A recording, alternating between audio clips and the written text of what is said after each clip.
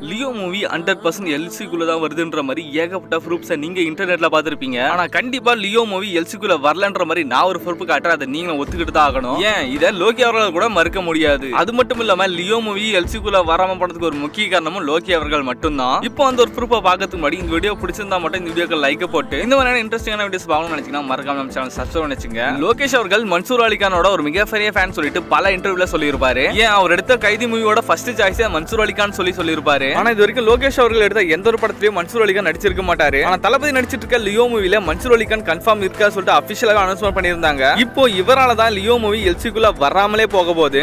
லோகேஷ் அவர்கள் தான் எடுக்கிற எல்லா படங்களையும் ஒரு மெட்ரோ சாங் ஒன்று வச்சிருப்பாரு. அது போல தான் விக்ரம் படத்திலயும் இந்த ஒரு சாங் வச்சிருப்பாங்க.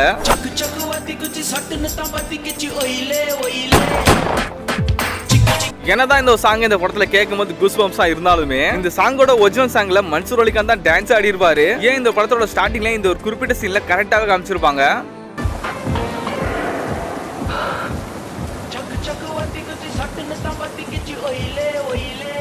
இதன்படி பாத்தீங்கன்னா இந்த சீன் மூலமா மன்சூர் அலிகான் ஆல்ரெடி எல்சிக்குள்ள ஒரு ஆக்டரா காட்டியாச்சு. இப்போ இவர லியோ மூவில ஒரு கேரக்டரா கொண்டு வர போறாங்க. இப்படி இருக்கும்போது லியோ மூவி கண்டிப்பா எல்சிக்குள்ள வர மாதிரி இருந்துச்சுன்னா கண்டிப்பா இது ஒரு மிகப்பெரிய லாஜிக் மிஸ்டேக்கா இருக்கும். உங்கள ஒரு சிலர் கண்டிப்பா இதெல்லாம் ஒரு லாஜிக் மிஸ்டேக் தான் சொல்லி கேட்பீங்க. இது ஒரு சோலோ மூவியா இருந்தா கண்டிப்பா இது ஒரு லாஜிக் மிஸ்டேக் கன்சிடர் பண்ண தேவையே இல்ல. ஆனா இதுவே எம்சியூ மாதிரி ஒரு எல்சி உருவாக்க போறோம்னா கண்டிப்பா இந்த மாதிரி லாஜிக் மிஸ்டேக் நோட் பண்ணி தான் ஆகணும். பார்க்கலாம் இதை லோகேஷ் கனகராஜ் எப்படி ஜஸ்டிஃபை பண்ண போறாருன்னு. அப்படி இந்த ஒரு ப்ரூஃப் பத்தி நீங்க என்ன நினைக்கிறீங்கன்றத மறக்காம கமெண்ட் பாக்ஸ்ல கமெண்ட் பண்ணுங்க. அதோட இந்த ஒரு வீடியோ இவ்வளவு நேரம் ஸ்கிப் பண்ணாம பார்த்த அனைவருக்குமே என்னோட மனமார்ந்த நன்றிகள்.